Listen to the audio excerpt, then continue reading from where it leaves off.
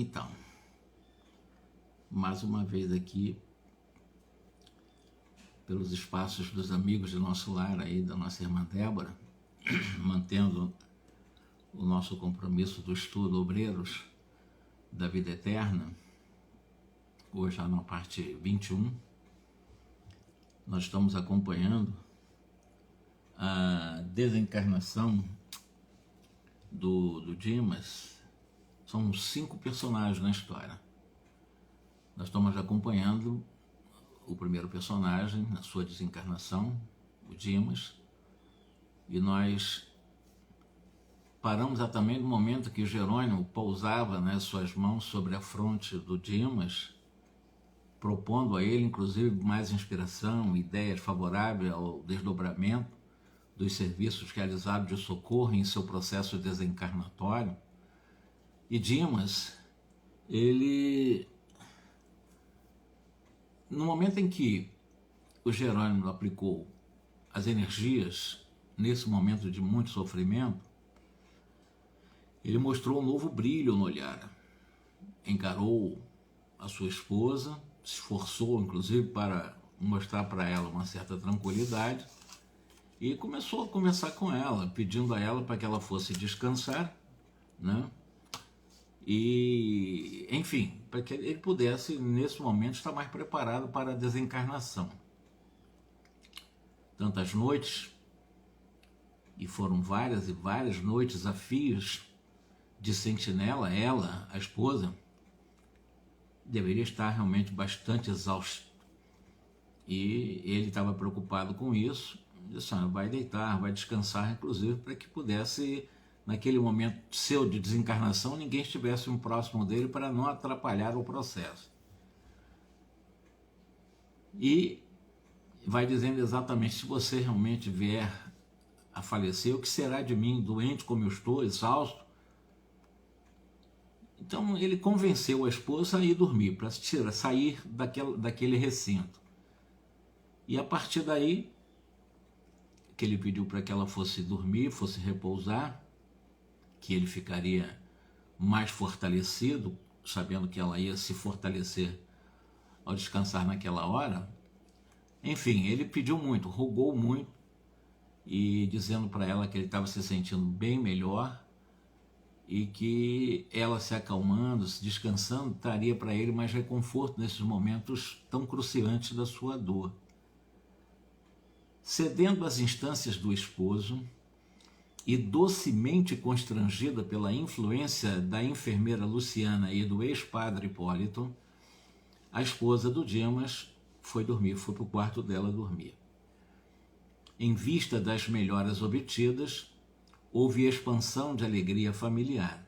Até o médico foi chamado, ficou muito feliz, dizendo que o prognóstico, até estavam bem contrariados nas suposições dele, médico, sobre o Dimas, que o Dimas deu uma melhorada muito grande, que é aquela melhora da morte que nós conhecemos, né? Renovou as indicações, dispensou os anestésicos, recomendou o pessoal doméstico que entregasse o doente ao repouso absoluto. Dimas apresentava melhoras surpreendentes. Claro, era razoável, portanto, que o local onde ele estava fosse deixado em silêncio, para que ele tivesse um sono reparador. E o médico que atendia o seu caso, né, atendia inclusive aos desejos da própria espiritualidade, sintonizado com os espíritos socorristas, em pouco tempo, em breves minutos, né, aquele compartimento ficou solitário, facilitando o serviço de desprendimento do Dimas com essa equipe de espíritos socorristas. O Jerônimo fez a distribuição dos trabalhos entre os espíritos para o processo desencarnatório do Dimas. O ex-padre Hipólito, a enfermeira Luciana, depois de promoverem, tecerem, né, uma rede fluídica de defesa em torno do leito do Dimas, para que as vibrações mentais inferiores fossem absorvidas, permaneceram em prece ao lado do Dimas, enquanto o André Luiz mantinha suas mãos sobre o plexo solar do Dimas, na região abdominal. Iniciaremos agora as operações decisivas, declarou o Jerônimo resolutamente, ou seja, agora chegou o momento da desencarnação do Dimas. Antes, porém, forneçamos ao nosso amigo a oportunidade da oração final dos seus últimos instantes na vida física. Jerônimo tocou demoradamente na parte posterior do cérebro, que é a região frontal, onde nós temos também um centro vital chamado frontal, nós temos o coronário, nós temos o laríngeo, nós temos o cardíaco, nós temos o esplênico, nós temos o sexual, nós temos o de base. Nós temos 7 importantes centros vitais que os hindus chamam de chakras e que o André Luiz chama de centros vitais. O assistente tocou demoradamente na região da fronte, na parte posterior do cérebro. Vimos que Dimas passou a emitir pensamentos luminosos, pensamentos mais belos. Claro que ele não nos via, nem nos ouvia de maneira direta, mas conservava a intuição clara e bastante ativa sob o controle do Jerônimo. E aí foi experimentando uma necessidade muito grande de orar nesses últimos momentos de sua vida no corpo físico. E embora os lábios cansados, porque ele estava sofrendo já há vários meses, prosseguissem bastante imóveis, nós conseguimos registrar a rogativa mental do Dimas que endereçava ao Cristo. Mais ou menos nessas palavras: meu Senhor Jesus, creio que atingi o fim do meu corpo. O corpo que me emprestastes por algum tempo, como dádiva preciosa e abençoada. Eu não sei, Senhor, quantas vezes eu feri a máquina fisiológica que me confiastes. Inconscientemente, quebrei-lhe as peças com o meu descaso, menosprezando os patrimônios sagrados, cujo valor estou reconhecendo em mais de 12 meses de sofrimento físico incessante. Eu não te posso implorar a bênção da morte pacífica, porque eu nada fiz de bom ou de útil por merecê-la. Mas, se é possível, amado médico, socorre-me com os teus compassivos e desvelado amor, porque tu curaste os paralíticos, deste luz aos cegos, restituíste saúde aos leprosos, porque te não compadecerás de mim, miserável peregrino da terra? Seus olhos deixaram escapar uma lágrima abundante. Dimas chorou. E após breves minutos observamos, diz aqui o André Luiz, que Dimas recordava a sua infância distante. São os momentos de recordações últimos durante o processo do trespasse. No momento de desencarnação é muito comum fazer esse regresso ou se buscar alguma coisa do período de infância. Na tela da memória do Dimas, ele revia o colo de sua mãe, sentia a sede do carinho da sua mãe, refletia: se eu pudesse contar com o socorro da abençoada velhinha que a morte arrebatara há tantos anos. E premido pelas doces lembranças, ele modificou o quadro da súplica, lembrou a cena da crucificação de Jesus, insistiu mentalmente por vislumbrar o vulto sublime de Maria e, sentindo-se de joelhos diante dela, implorou, agora endereçado a Maria: Mãe dos céus, Mãe das mães humanas, refúgio dos órfãos da terra, sou agora também o menino frágil, com fome do afeto maternal, nesta hora suprema. Ó Senhora divina, Mãe do meu Mestre e de meu Senhor, digna-te abençoar-me. Lembra que teu Filho Divino pôde ver-te no derradeiro instante e intercede por mim, mísero servo, para que eu tenha a minha Santa Mãe ao meu lado no minuto de partir. Socorre-me. Não me abandones, anjo tutelar da humanidade, bendita entre as mulheres. Ó providência maravilhosa, dos firmamentos superiores, convertera-se o coração do moribundo Dimas em um foco radioso, e a porta de acesso deu entrada a uma venerável anciã coroada de luz, semelhando a uma neve luminosa. Ela se aproximou de Jerônimo e informou: após desejar-nos paz divina, eu sou a mãe do Dimas. O assistente, o Jerônimo, comentou a urgência da tarefa que nos aguardava e confiou-lhe o depósito querido. Em breve instante, tínhamos perante os olhos inolvidável quadro afetivo. Sentara-se a velhinha no leito, depondo a cabeça do Dimas no regaço acolhedor, afagando-a com as mãos caridosas. O ex-padre Hipólito, a Luciana, atendendo ao nosso dirigente Jerônimo, foram velar pelo sono da esposa, para que as suas emissões mentais não alterassem o esforço daquele processo desencarnatório. No recinto, permanecemos os três apenas, Dimas experimentando indefinível bem-estar no regaço materno. Parecia esquecer agora todas as mágoas, sentindo-se amparado como uma criança semi-inconsciente, quase feliz. Ordenou Jerônimo que me conservasse vigilante, de mãos coladas à fronte do Dimas, passando logo após ao serviço complexo e silencioso de magnetização no momento crucial da desencarnação do Dimas. Em primeiro lugar, ele insensibilizou inteiramente o vago para facilitar o desligamento das vísceras. Na realidade, quando aconteceu esse processo de insensibilização da espiritualidade, do ponto de vista dos efeitos de projeções eletromagnéticas no vago, para facilitar esse desligamento das vísceras, só uma explicação muito rápida: o nervo vago, do qual foi insensibilizado, é o maior nervo do crânio e tem exatamente origem na parte de trás do chamado bulbo raquiano, que é uma estrutura cerebral que liga o cérebro com a medula espinhal, descendo pelo pescoço, tórax até a região estomacal. Esse é o vago que foi sensibilizado. Durante o trajeto do nervo vago, ele inerva a faringe, a laringe, o coração e outros órgãos, né?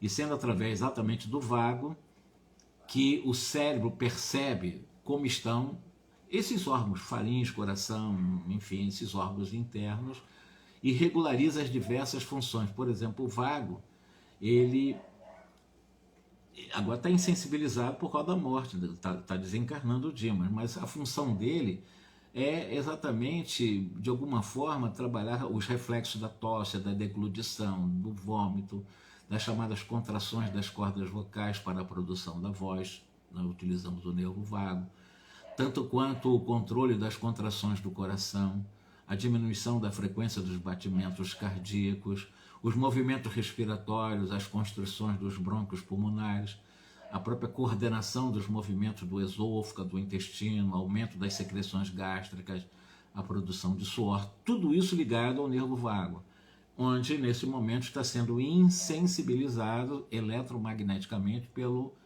Jerônimo para o processo desencarnatório. E aí, a partir daí, utilizando passes longitudinais, isolou todo o sistema nervoso simpático do Dimas, né? Na realidade, o que é o sistema nervoso simpático? Eu estou dando alguns detalhes técnicos.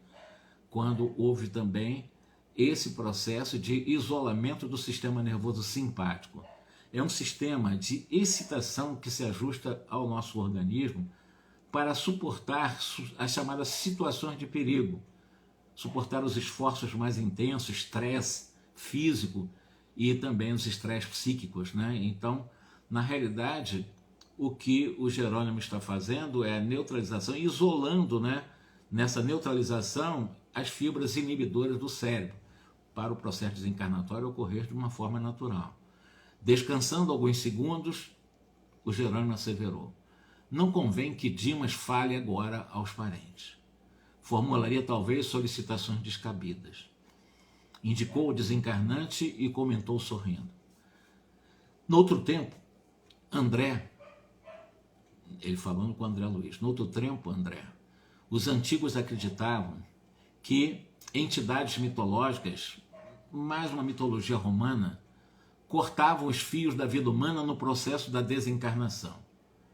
Na realidade, o que nós queríamos mostrar é porque o André ficou curioso em relação a essa antiguidade mitológica romana.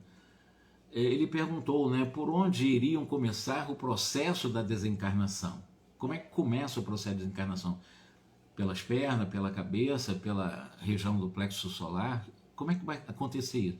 O André Luiz estava curioso nesse processo desencarnatório específico do Dimas. Desculpa.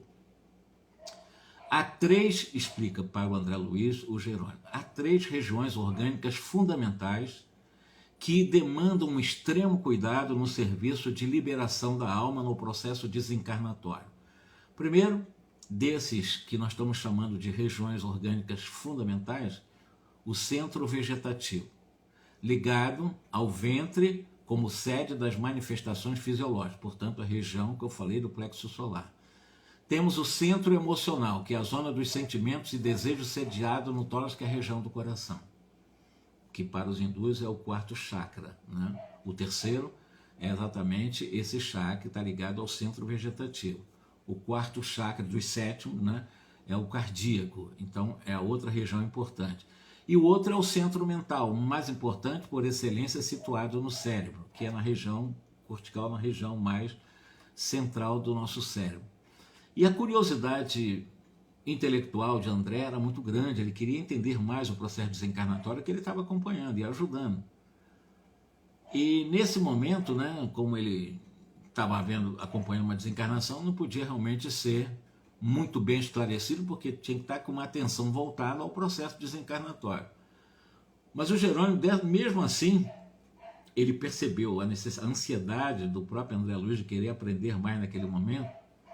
No outro ensejo, André, você estudará o problema transcendente das várias zonas vitais da individualidade.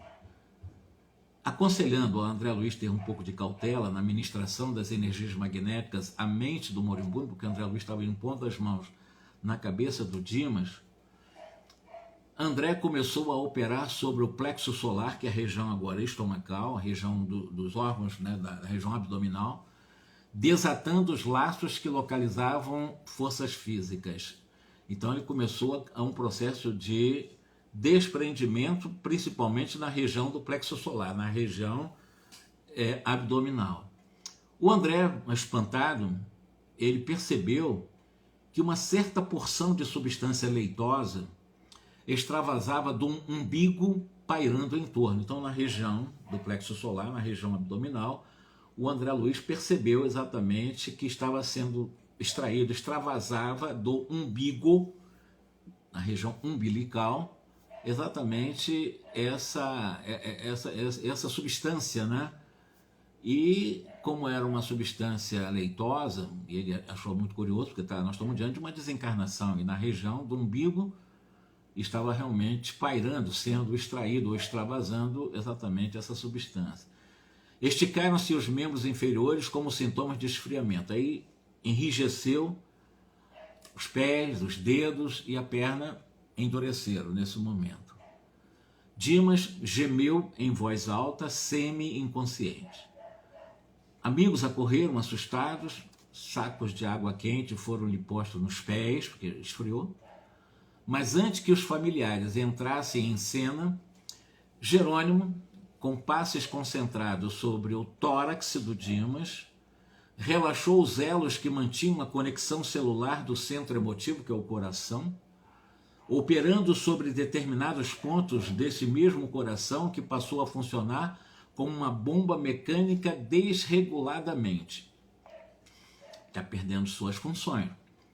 Começou lá na região umbilical, vejam que é a região do terceiro chakra, que nós chamamos, que é a região do plexo solar. Agora, na região, que são as três regiões importantes para a desencarnação. a outra região do coração, na região do tórax, né, em que foram relaxados esses elos que mantinham essa conexão celular do centro emotivo, ou seja, o coração, a partir desse momento, começou a funcionar como uma bomba desregulada. Nós estamos diante, repito, de uma desencarnação.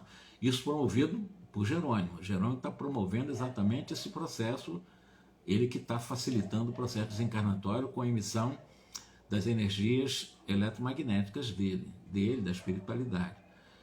Uma nova cota de substância desprendia-se do corpo, do epigastro até a garganta.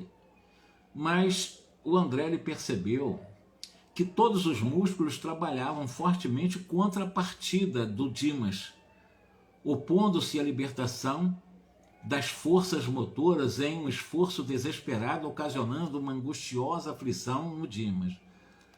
O campo físico oferecia-nos resistência, insistindo pela fixação do ser espiritual. O que o André Luiz está explicando. Então eles estão operando desencarnação, mas por mais que ele já soltasse da região umbilical, a região cardíaca, o corpo estava trazendo de volta essa alma que estava se desprendendo. Mecanicamente o processo estava correndo. Ou seja, o próprio corpo físico insistia em fixar o ser espiritual no corpo, porque a espiritualidade está retirando, mas o corpo está querendo manter. Com a perda do pulso, foram chamados os parentes e o médico, apressadamente, no regaço maternal. Todavia, sob a nossa influenciação direta, Dimas não conseguiu articular palavra nem sequer raciocinar. Alcançáramos o coma em boas condições. Entrou em estado de coma em boas condições, aí assistido pelos espíritos. Jerônimo estabeleceu um reduzido tempo de descanso, porque isso também leva energia de espírito, o espírito cansa também, e voltou, né, a fazer a intervenção no cérebro. Porque no cérebro, que é a última etapa. Lembra que o primeiro é a região do plexo solar, a segunda é a região do tórax, a região do coração, foram já extraídas energias dessas regiões. Lembra que quando foi saído, extraiu aquela região, aquele material leitoso da região umbilical, as pernas a esticar e esfriaram, já realmente o sangue já não vai para lá. Num segundo momento descontrola o processo de bombeador do próprio coração, porque eles estão agindo nessa região também, a região cardíaca, que é o quarto chakra, e por fim eu vou agir no coronário, vou agir na região da cabeça, exatamente na região do cérebro, né, que é a última etapa.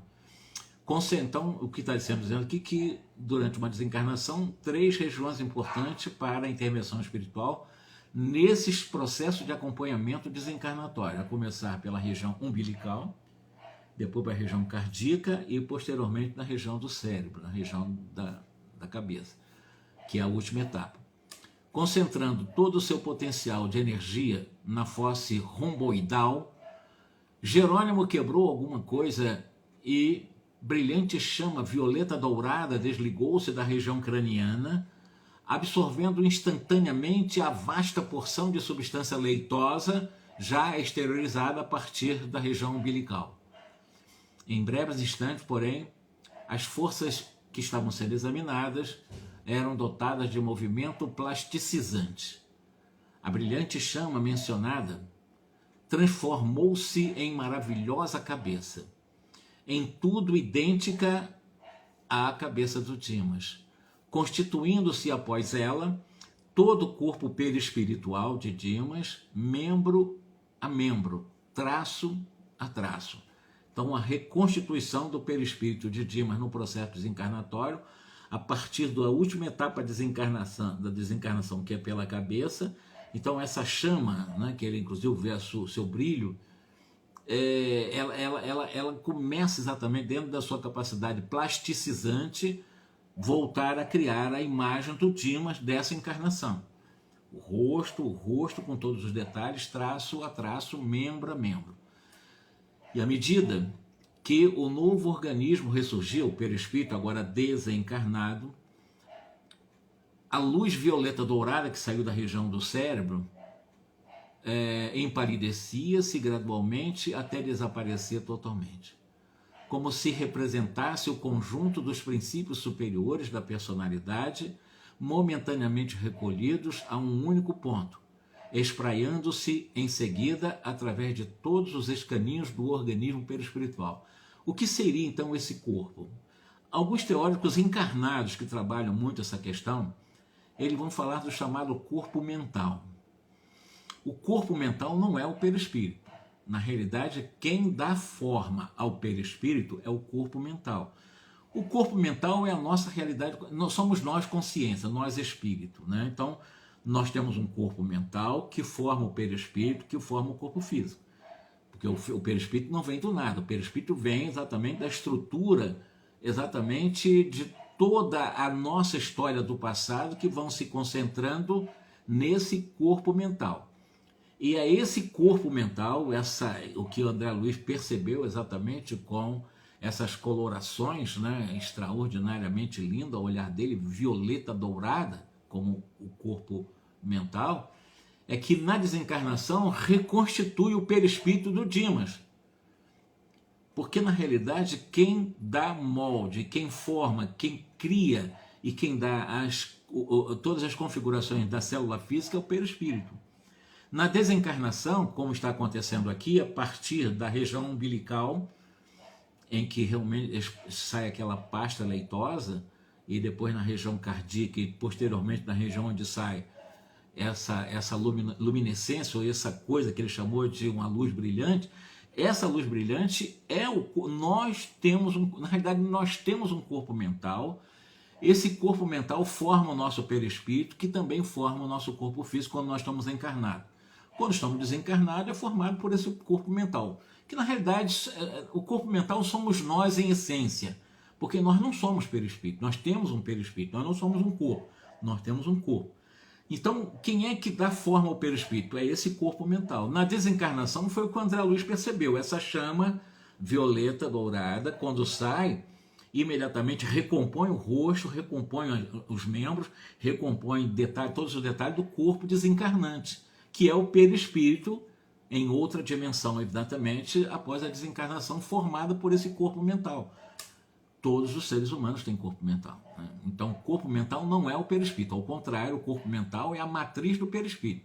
O corpo mental é que dá exatamente as formas do perispírito. Lembrando que o perispírito da Terra será diferente do perispírito de um outro planeta que não tem as mesmas condições magnéticas, né, do campo magnético da Terra. Então, quem vai para um outro planeta, por exemplo, ele leva o corpo mental. O perispírito fica por aqui. O perispírito, a estrutura energética ligada à Terra que forma o perispírito, fica na Terra. Lá ele vai utilizar uma outra estrutura energética a partir do corpo mental para formar lá o perispírito de outro planeta, de outro sistema, com outras leis diferentes das leis da matéria que nós conhecemos na Terra. Então, o perispírito terrestre fica por aqui. É como uma mudança de roupa, né? A gente muda a roupa, né? E vamos para lá, mas toda a experiência, tudo que nós aprendemos, tudo que nós escolhemos fazer, vão fazendo a composição exatamente desse mundo que nós chamamos de corpo mental. Essa palavra corpo mental não foi nem o André Luiz que cunhou. A palavra corpo mental é inclusive cunhado por vários pesquisadores espíritas, ou pesquisadores também que trabalham os estudos do perispírito, que deram esse nome, né? Que o André Luiz acabou adotando também. Então, o corpo mental seria o eu essencial. O corpo mental somos nós essencialmente. Repito, se eu sair da Terra e tiver que reencarnar num planeta com características de frequência vibratória diferentes da Terra, é claro que o meu perispírito, a morfologia do meu perispírito, não se adaptaria em outro planeta. Eu preciso exatamente deixar o perispírito considerado o espectro dos padrões terrestres e ir para um outro planeta, sim, com esse corpo mental, que é toda a minha história, né? Esse corpo mental, evidentemente, vai para lá e vai fazer a composição, de acordo com as minhas experiências, com as minhas necessidades, com as orientações superiores, pela providência divina, de um outro corpo perispiritual, de acordo com a natureza de um outro planeta, tá? Porque o perispírito da Terra não serviria para, sequer até para Marte, eu acredito que nem serviria. É assim que acontece o processo, e está lá no Livro dos Espíritos, né? A gente troca de perispírito como se troca de roupa. Agora, o corpo mental é eterno. Né? O corpo mental somos nós, luz. O corpo mental somos nós, essência. O corpo mental somos nós, espírito. Isso aqui vai nos acompanhar para a eternidade. O único ponto, espraiando-se em seguida através de todos os escaninhos do organismo perispírito, assegurando desse modo a conexão dos diferentes átomos das novas dimensões vibratórias, Dimas desencarnado elevou-se alguns palmos acima do Dimas cadáver, apenas ligado ao corpo através de um leve cordão prateado semelhante a um sutil elástico, entre o cérebro de matéria densa, abandonado, e o cérebro de matéria rarefeita do organismo liberto, a sua mãe, que estava ali desencarnada, né, abandonou o corpo grosseiro, ou seja, porque ela estava com aquele corpo grosseiro no seu colo, espiritualmente falando também, e rapidamente recolheu o perispírito, essa nova forma do Dimas, né, muito branco, que trazia consigo. Ou seja, na realidade, o Dimas, quando sai do corpo, ele foi envolvido numa túnica de tecido muito branco que a sua mãe trazia e o envolveu com essa túnica no seu processo de ingresso à vida real, à vida espiritual. Para os nossos amigos encarnados, Dimas morrera inteiramente. Para nós, a operação era ainda incompleta, ele não tinha desencarnado completamente. Jerônimo decidiu então que o cordão fluídico, aquele elásticozinho que ainda prendia tenuemente ao corpo físico, lembrando que o corpo físico que não queria deixar o corpo dele embora, né, do seu ponto de vista de um processo de uma inteligência mecânica do próprio biológico, o que acontece? Ele deveria permanecer até o dia imediato por causa das necessidades do Dimas, ainda imperfeitamente preparado, para a desencarnação mais rápida. Porque o Dimas também não era um espírito preparado para esse processo. Era um bom espírito, mas nem é qualquer um que tem todo um preparo para desencarnar, não. Vocês vão ver em outro... Esse é o primeiro caso. Eu tenho mais 4 casos para narrar para vocês. Nós vamos ver que o caso do Fábio é diferente. Né? O Fábio é uma pessoa muito mais preparada. Vamos ver a dificuldade também que nós vamos encontrar lá, né, no Cavalcante, que é um católico fervoroso, mas deu muito trabalho. Nós vamos ver o caso também da Adelaide Câmara, que era uma espírita, uma líder espírita, né, como é que ela própria, né, se ajudou no processo desencarnatório, muito preparada que ela estava, inclusive com a presença do Bezerra de Menezes. Esse é um outro também que nós vamos narrar aqui no livro. Por enquanto nós começamos com o Dimas, como é que aconteceu a desencarnação, com informações preciosíssimas. As 3 regiões importantes para o processo desencarnatório, a começar pela região umbilical, que é a região do plexo solar, que é a região exatamente do chamado terceiro centro vital, ou chakra dos hindus, e o 4º chakra do coração, também eles trabalharam na região do coração, claro que intervindo, fazendo uma intervenção a partir do chakra, para poder descompassar o coração e ele parar de funcionar, e a questão do cérebro, onde sai essa azul violeta dourada, que é exatamente o corpo mental. Sai o corpo mental, né? Ele vê sair o corpo mental, e logo imediatamente se forma o perispírito do Dimas desencarnado. E aí continua, né? E enquanto o médico fornecia, o médico encarnado, né, explicações técnicas aos parentes que choravam lá, Jerônimo convidou-nos à retirada, confiando, porém, o Dimas àquela que lhe fora desvelada a mãezinha no mundo físico. Então, olha, fica com ele por enquanto aí. A mãe dele cuidou do Dimas nesse primeiro momento da desencarnação. Minha irmã pode conservar o filho à vontade até amanhã, tá? Quando cortaremos o fio derradeiro que o liga aos despojos antes de conduzi-lo ao abrigo conveniente que ele vai para a casa transitória de Fabiana. Então, ele ainda está ligado ao corpo dessa tênue, né, chamada, esse laço tênue, e a mãe dele cuidando dele, mas já está desencarnado. A verdade, não está totalmente desencarnado, porque ainda tem que fazer um processo de uma adaptação para a realidade de vida pós-morte. Mas todo o processo já está pronto, já quase 100% desencarnado. Por enquanto, repousará ele na contemplação do passado, que se lhe descortina em visão panorâmica do mundo interior. E além disso, ele está muito debilitado após esse trabalhoso esforço desse momento.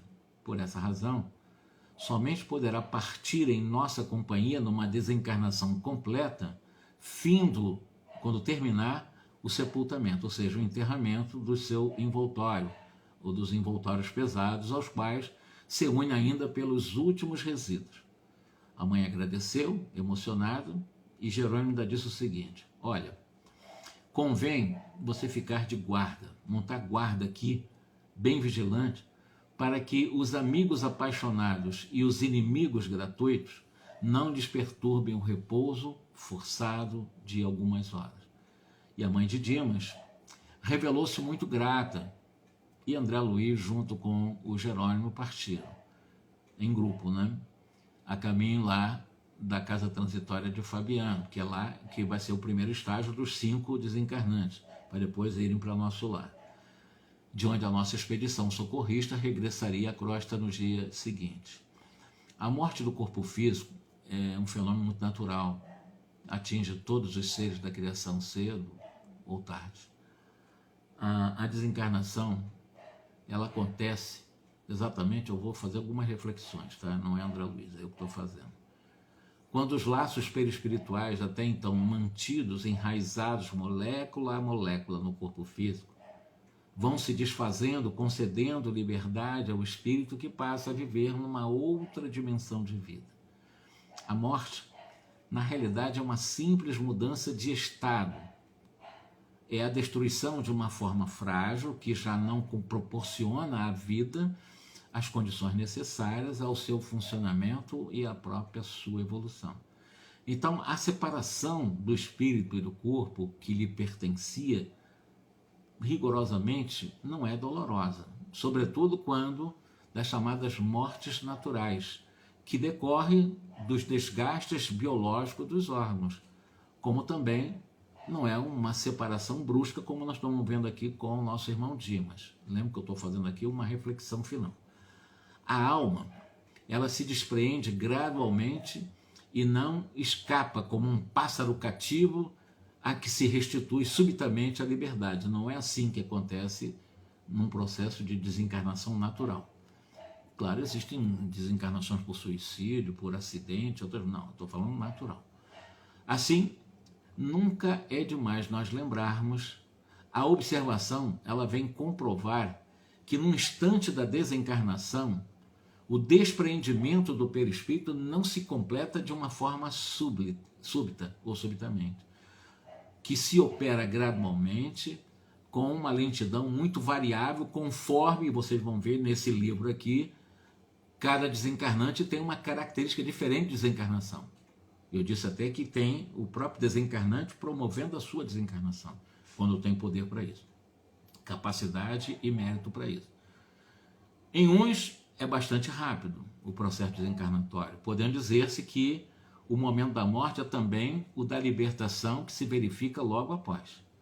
Em outros, sobretudo naqueles cuja vida foi toda material, foi uma vida sensual, é claro que o desprendimento é muito menos rápido, durando algumas vezes dias, durando algumas vezes até semanas e até meses, o que não implica a existência no corpo da menor vitalidade nem a possibilidade de um retorno à vida, embora preso ao corpo, por reflexo da vida física. O espírito fica ali, aprisionado, porque era uma pessoa muito ligada ao sexo, muito ligada ao poder, muito ligada ao corpo mesmo, de uma forma geral. A desencarnação não vai ser simples, vai ser muito complexa, nesse caso sim. E isso, e de fato é muito racional conceber-se que quanto mais o espírito se tem identificado com o corpo, com a matéria, muito mais penoso, tanto mais penoso lhe seja separar da matéria. Isso é para todo mundo. Ao passo que a atividade intelectual, por exemplo, a atividade moral, a elevação dos pensamentos, elas conseguem operar um começo de desprendimento, mesmo a vida durante o corpo, sem maior solavanco. Vai acontecer, e vocês vão ver na próxima live, o caso do Fábio. Vocês vão ver também que foi uma desencarnação diferente do próprio Cavalcante, que era um católico. Esse aqui era espírita, tá? O Dimas era espírita. E teve a sua dificuldade aí, mas muito maior dificuldade é o Cavalcante, vocês vão ver nos próximos capítulos. A falência dos órgãos e o despreendimento do perispírito que se segue define o estado de transição ou de passagem de um plano para o outro plano. E neste momento, o espírito encontra-se inconsciente, situação que pode perdurar por um maior ou menor espaço de tempo, de acordo com as condições pessoais de cada um. Existem seres que desencarnam, que não admitem a morte e que não aceitam a morte e que acham que ainda estão encarnados. Existem seres que ficam acompanhando a vida, a dinâmica diária da família, dos amigos, das instituições comerciais, das instituições bancárias, porque eles não admitem a morte. Eles não estavam preparados para isso, embora já não façam mais parte do mundo físico. Já desencarnaram, mas não admitem, eles não aceitam. Eles simplesmente acham que ainda estão encarnados. E não é fácil você ter parentes desencarnados que não querem sair da sua casa. Você conviver, comer, eles vão de alguma forma querer comer junto, alimentação, almoço, janta, café da manhã. É isso que vai acabar acontecendo, se houver essa simbiose. Então é um processo muito, mas muito complicado. Não é um processo tão simples assim dos seres que estão muito apegados à vida material, muito apegados às pessoas, muito apegados à vida sensual. Não vai ser uma coisa tão simples assim, um estalar de dedo, desencarnou, morreu, acabou. Não é assim não. É muito mais complexo o processo de readaptação à vida espiritual, ou à vida na erraticidade. Então, chegada no plano espiritual, porém, pode ser sofrida ou não. Trata-se de um sofrimento moral. Esse é o pior dos sofrimentos, é o sofrimento da consciência que pesa, porque a morte nada mais é do que um mergulho e você ficar cara a cara com a sua própria consciência. E nessa encarada aí com a sua própria consciência que você vai ser atraído para regiões menos boas, mais ou menos boas ou até boas. Vai depender de como é que você está com a consciência. E é por atração mesmo. Desencarne, você será atraído conforme está a sua consciência. Se estiver com consciência denegrida por várias defecções morais, evidentemente, não vai ser exatamente uma situação simples de você querer ir para lugar melhor.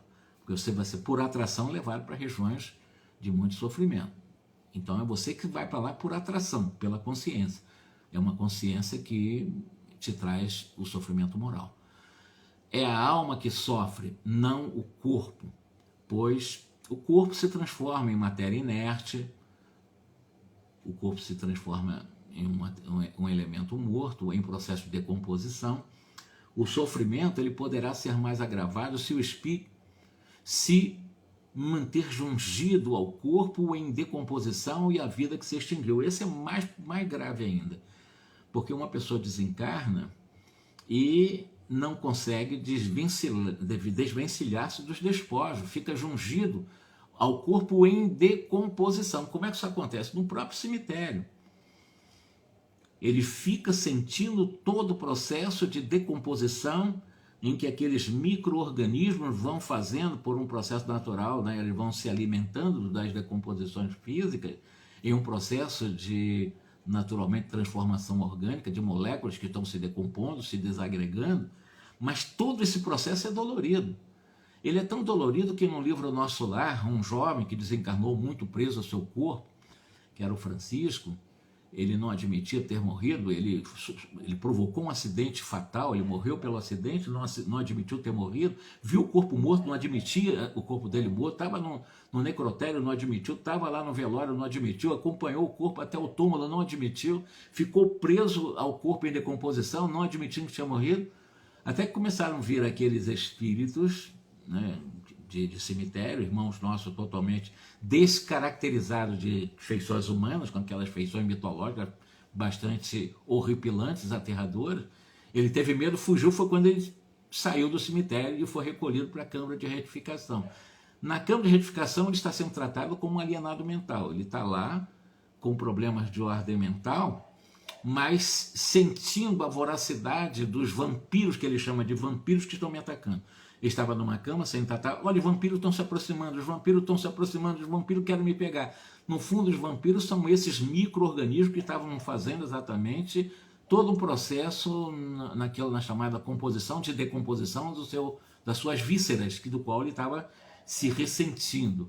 Isso ele não era um suicida, ele só era pegado. Agora imagina os suicidas, que é uma coisa muito mais trágica, muito mais intensamente mais trágica.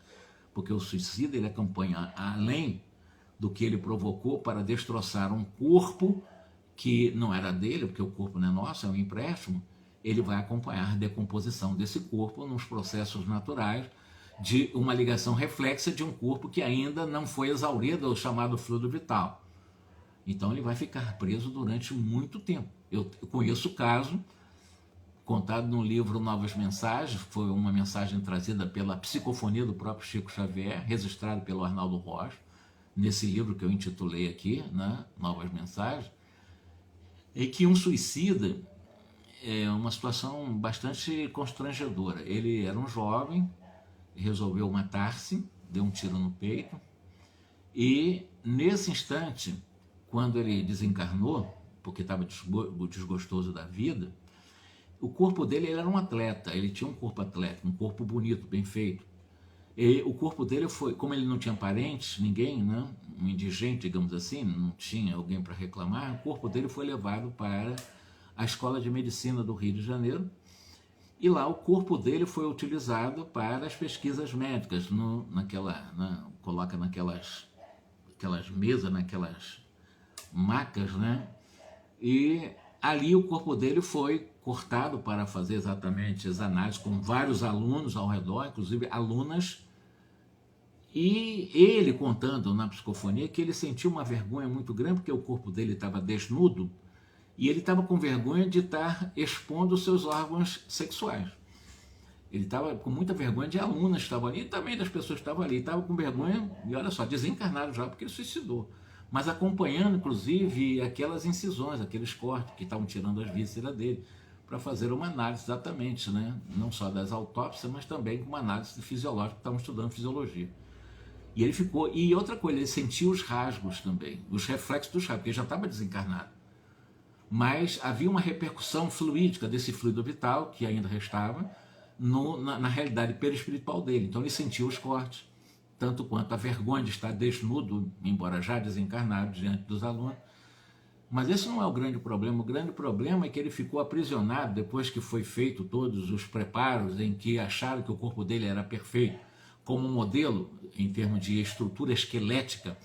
Então fizeram a recomposição de todo o esqueleto dele e o esqueleto dele foi colocado numa redoma, né, para que servisse exatamente como modelo de estudo de todos os outros alunos em relação a um esqueleto completo, né, uma compreensão esquelética completa ali preservada. E foi o esqueleto dele que foi preservado. Acontece que ele ficou preso ao esqueleto também, aprisionado ao esqueleto que ele não conseguiu se desvencilhar. E muito sofria absurdamente as solidões naquela região, naquela sala, o esqueleto dele naquelas redomas, etc, etc. E depois um dia ele resolveu, de muito sofrimento, muita dor, ele resolveu fazer uma prece pedindo a Deus que ele estava não aguentando mais de sofrer. Quando ele faz uma prece, a espiritualidade estava esperando esse momento, essa brecha, para fazer o resgate dele. E quando conseguiram ele dar brecha para ser resgatado, aí vai a questão também por atração, ele se permitiu, por sintonia, ser retirado do próprio esqueleto, que estava ali como um monstruário para os alunos, ele saiu, foi levado, e depois foi explicado para ele que ele ficou nada mais, nada menos do que 33 anos preso no seu esqueleto, lá na Escola de Medicina do Rio de Janeiro. E uma coisa curiosa dessa história é que quando, em algum momento, uma das servidoras que fazem limpeza do chão com a vassoura lá, né, ela, fazendo limpeza, esbarrou nesse mostruário, o mostruário quebrou o vidro e tal, desmontou e toda a ossada dele se desfez e não fizeram mais a recomposição da ossada. É muito interessante essa história, como eu disse lá, em Instruções Psicofônicas. Mas a prisão de um ser por mais de 30 anos na própria ossada. Há o agravante, né, por causa do suicídio, né? Mas as pessoas muito apegadas também ao sensualismo, ao corpo físico, elas também não se desprendem fácil do corpo, não. Leva muito tempo. Então o sofrimento poderá ser mais agravado se o espírito manter-se jungido a esse corpo em decomposição e a vida que se extinguiu.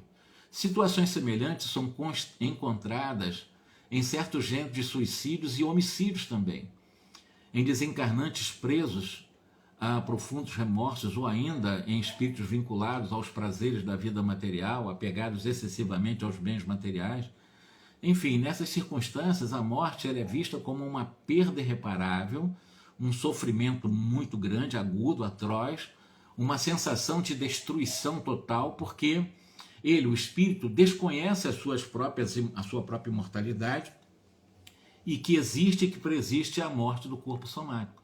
Situação bem diversa acontece com o espírito que durante a existência se deixou conduzir por uma vida mais simples, sem ganância, sem ambições exageradas, que procurou desenvolver virtudes combatendo as suas imperfeições, que praticou a caridade promovendo o bem, que cumpriu os seus deveres familiares, profissionais, sociais, ou seja, a sua desencarnação será mais amena.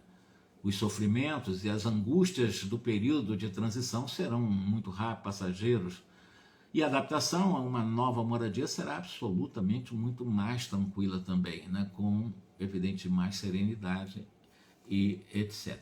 Bom, eu dito isto, eu tenho que terminar em face de o Instagram só me permitir uma live de 1 hora. Ultrapassando 1 hora não dá para eu gravar a live. Eu vou ter que dar uma parada aqui, mas eu vou continuar fazendo análise aqui com vocês de Obreiro da Vida Eterna, na parte agora da próxima Sará 22, em que nós vamos acompanhar a desencarnação do Fábio, depois nós vamos acompanhar a desencarnação do Cavalcante, depois nós vamos acompanhar também, da Albina não, que a Albina vai ter uma moratória, eu vou explicar por que ela teve uma moratória, e também da Adelaide, ok? Fica aí a nossa promessa, que a paz do Cristo seja em nossos corações.